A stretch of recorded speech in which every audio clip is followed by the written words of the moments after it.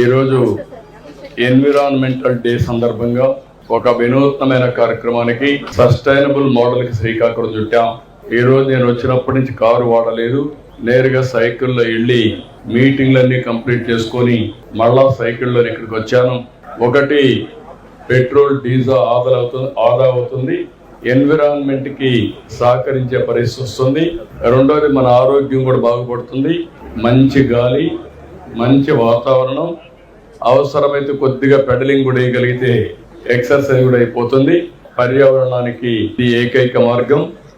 ఎక్కడికక్కడ చిన్న చిన్న పనులన్నీ సైకిల్ వెళ్ళడం, సైకిల్ ద్వారా వెళ్ళి ఆ పనులు పూర్తి చేసుకొని వస్తే చాలా బాగుంటుంది. విశాఖపట్నం ఒక సుందరమైన నగరం. ఇక్కడ సైకిల్ పాత్ కూడా ఎస్టాబ్లిష్ చేస్తాం. సైకిల్ పాత్ వల్ల డెడికేటెడ్గా ఎవరు పోవాలన్నా ట్రాఫిక్ అడ్డంకులు లేకుండా సైకిల్ పాత్లో పోయే పరిస్థితి వస్తుంది. ఈ నగరం ఫాస్ట్ గ్రోయింగ్ సిటీ.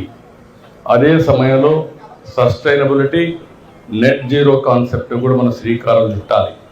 దానికి కూడా అందరూ సహకరించవలసిందిగా మరొక్కసారి కోరుకుంటూ, ఈరోజు ప్రారంభించిన ఒక ఉద్యమం, అది ప్రారంభం మాత్రం.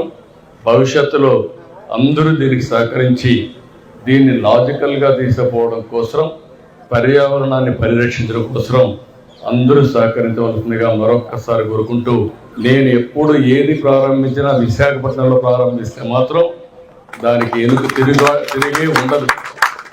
అలాంటి నగరం ఇది. ఇప్పుడే కాదు, ఉద్దుజాపు నేను చూశాను.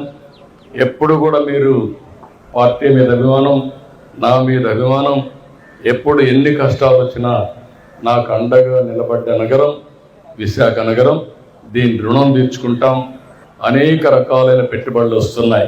కొంతమంది డేటా సెంటర్ గురించి, ఇక్కడ నాలెడ్జ్ ఎకానమీ వస్తే వాళ్లకు ఓర్చుకోలేనితనంతో మాట్లాడుతున్నారు. ఇది ప్రపంచానికి ఒక నాలెడ్జ్ హబ్గా తయారవుతుంది. మన పిల్లలకి బ్రహ్మాండమైన ఉద్యోగాలు రాబోయే రోజులు ఏఐలో, క్వాంటంలో, ఏదైతే నాలెడ్జ్ ఎకానమీలో స్టార్టప్లు ఇవన్నీ వచ్చే అవకాశం ఉంటుంది. ప్రపంచం మొత్తం ఎదురు చూసే పరిస్థితి, ప్రపంచం మొత్తం వచ్చి ఇక్కడ నేర్చుకునే పరిస్థితి, ప్రపంచానికి సేవలు ఇక్కడి నుంచి అందించే పరిస్థితికి వస్తుంది. మీరు కూడా అనవసరమైన ఆరోపణ చేస్తే నమ్మద్దండి. తొందరలోనే పోలవరం లెఫ్ట్ మెయిన్ కెనాల్ కూడా పూర్తయి విశాఖపట్నానికి నీళ్లు తీసుకొచ్చి శాశ్వత నీటి పరిష్కారం చేసే బాధ్యత తీసుకుంటాం. ఈరోజు విఈఆర్ కూడా విశాఖపట్నం ఎకనామిక్ రీజియన్ డెవలప్మెంట్ కూడా రివ్యూ చేశాను. అన్ని విధాల అభివృద్ధి చేస్తానని మరొక్కసారి తెలియజేసుకుంటూ అందరికీ నమస్కారాలు. జై హింద్.